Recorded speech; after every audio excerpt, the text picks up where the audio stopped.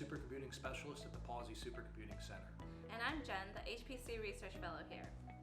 Containers in HPC is a hands-on tutorial for those interested in using containers for scientific research. We'll show you how you can leverage them to improve portability, collaboration, and data reproducibility. We'll cover the basics of how to use containers and show you how you can use them on HPC systems. For the more experienced user, we'll cover some advanced topics, including best practices for how to manage and deploy containers. Our demonstrations will draw from examples from areas such as bioinformatics, machine learning, and CFD.